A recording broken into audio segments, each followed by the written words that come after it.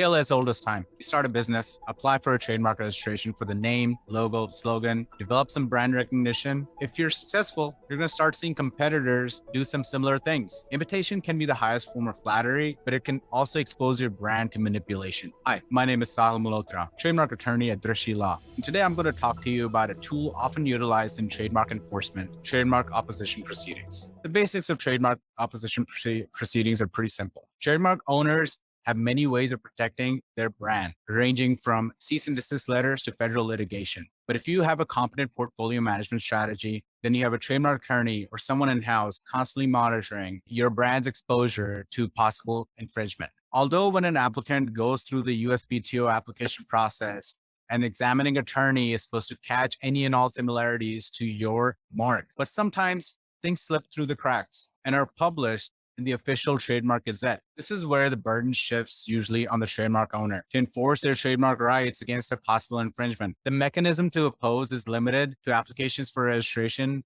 in the principal register. I've heard of trademark opposition. Sounds awful familiar like trademark cancellation. How are they different? Well, now an opposition proceeding is different from a cancellation proceeding, where a cancellation proceeding is only allowed after the registration of a mark, whereas an opposition proceeding is usually utilized prior to the registration of a mark. More specifically, within 30 days of the applied for mark being published in the official trademark gazette, a trademark owner must file that notice of opposition within those 30 days. An initial extension to the filing of a notice of opposition is usually for 30 days and costs no extra fees. You might ask, what are the bases for filing an opposition? When might you need to employ this strategy? The most common ground for opposition is likelihood of confusion. The confusion does not need to be possible, actual, or inevitable. The only thing the board at the Trademark Trial and Appeal Board will be looking at is if the conflicting mark would cause confusion amongst a considerable amount of consumers. Some of the other grounds for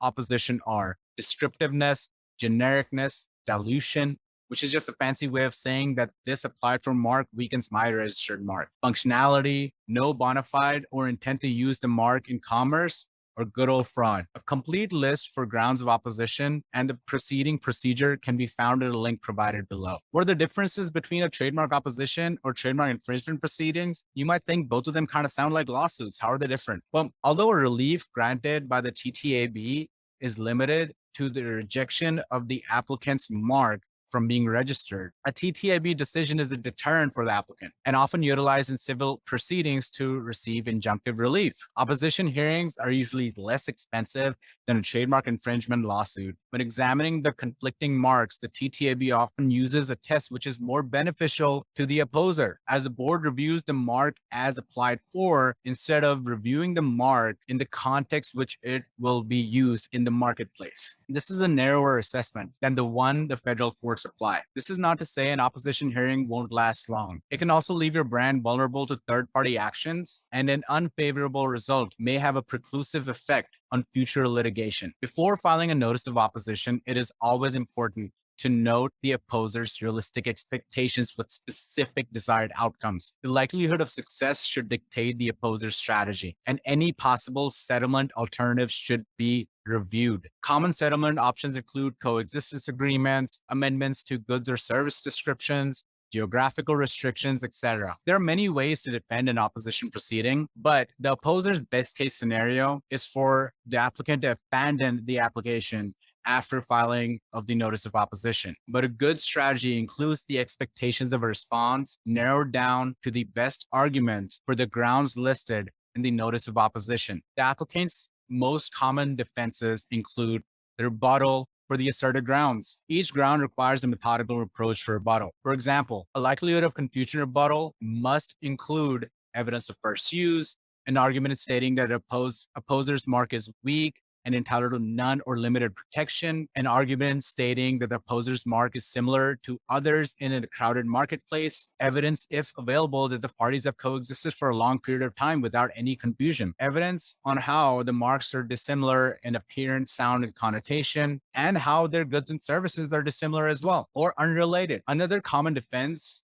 is acquired distinctiveness or secondary meaning, which is specifically a defense to the grounds of descriptiveness, deceptively misdescriptiveness, geographical descriptiveness, and surname. The applicant will have to prove that the applied for mark has acquired secondary meaning through evidence. Another way is when an applicant owns the prior registered trademark, which is the same or similar to the applied for mark, and also has the same goods and service description, they can use something that's called a Morehouse defense. Finally, the applicant also has the option to file a counterclaim in the form of a cancellation proceeding. If the basis for standing for an opposer is the ownership of prior registered trademark, then the applicant can challenge the validity of the registration by filing a cancellation counterclaim. Then the applicant can challenge the validity of the registered trademark by filing a cancellation proceeding. Please feel free to watch my video on cancellation proceedings here. It all begins with a competent portfolio management strategy. As an applicant, you can save time by conducting a proper search and clearance